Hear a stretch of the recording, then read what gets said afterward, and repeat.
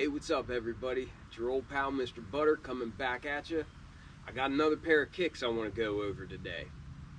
This pair is another pair of the Dunk Low Scraps. They actually said that this one is a premium pair, so I'm not really sure what to expect with that. I already reviewed the Archaeo Brown Dunk Low Scraps, and I thought they were a really cool looking shoe. On GOAT, which is where I bought this pair, they refer to this pair as the University Red Dunk Low Scraps, which it's got some red in there, but a lot like the other pair, it's got a ton of other colors as well. If you're into kicks and you feel like hanging out, then hit that subscribe button. Let's look at these premium University Red Dunk Low Scraps. And before I forget, there was something I wanted to say. Hey Silent Z, how you like them apples? Alright, apologies for that. My good pal and friend who helps me round up as many kicks as we can get to bring to you all, he is a Cleveland Browns fan, so I just had to make that little statement. We got a brown cardboard box. You can see it's kind of simple. I feel like maybe these shoes go along with that initiative to reduce the carbon footprint and whatnot, and maybe that's why we get a more natural box. That's just me speculating. I don't know that as fact or anything, but it would make sense.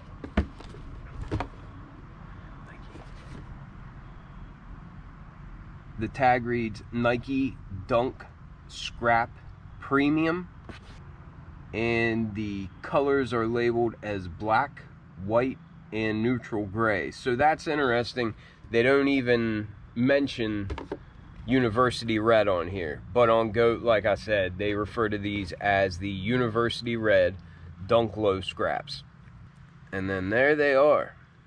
There is a lot going on with these bad boys. Even though they're pretty busy, I like it. I think it works. And I think these touches, along with the natural gum outsole and this tannish brown color or rust color, I think it's a good shoe for this time of year. I like the way these came together.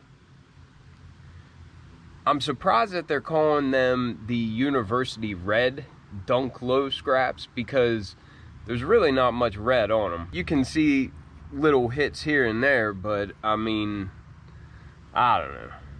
I don't name them. I just show them to y'all. With both of these shoes, you can see that the right is kind of the opposite of the left. So for example, the outside of the right shoe has white mesh, and the inside of the left shoe has white mesh. And then if we flip them around, then we see black mesh. So it's kind of just like each shoe is the opposite of the other one, and I think that's pretty neat.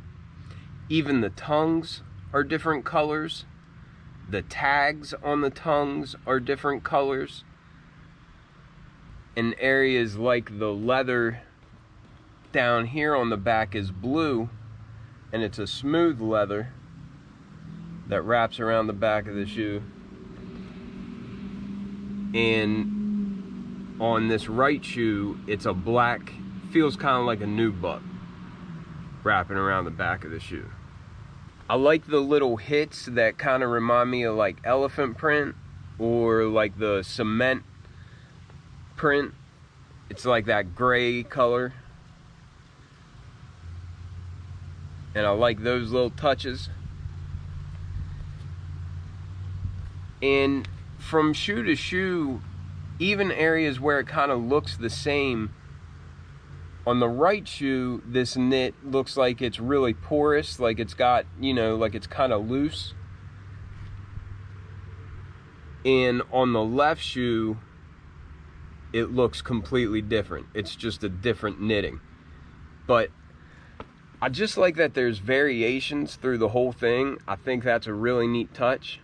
I like having a white swoosh on the outside of the shoe, and then on the inside you got a red with black going around it.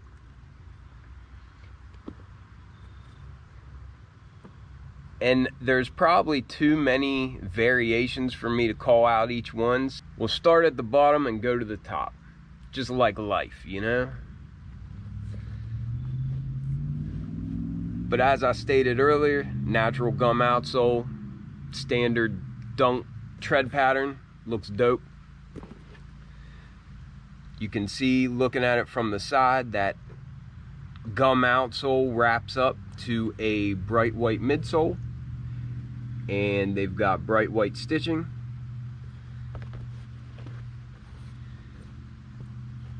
And I think that bright white right beside the gum outsole just looks nice and clean.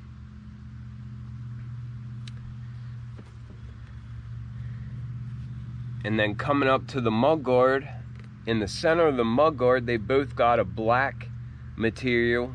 On the left mudguard, it's a nubuck. And on the right mudguard, it's a black leather. And this doesn't feel super buttery or anything, but it feels like a nice material. Then you've got extra little patches throughout. Like on the right shoe, you've got this red patch here. On the left shoe, you've got this short-haired gray suede. You've got kind of like a rust-colored suede here on the right shoe. And on the left shoe, there's some sort of red synthetic material.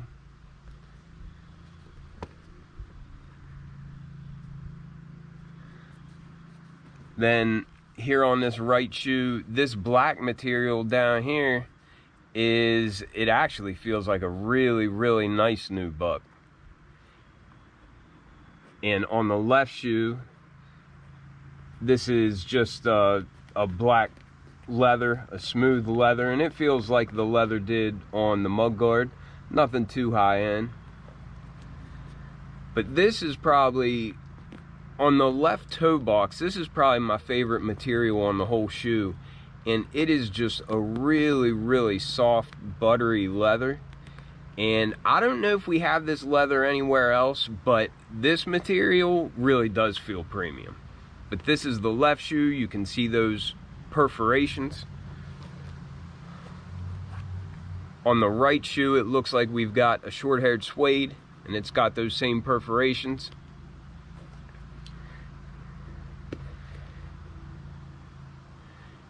You can see that we've got variations in these little stitching, these thread accents from shoe to shoe, both on the outside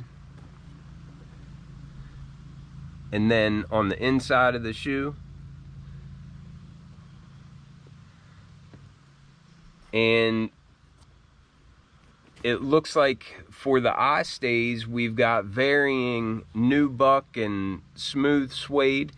And it looks like it switches from like a navy blue on this right shoe,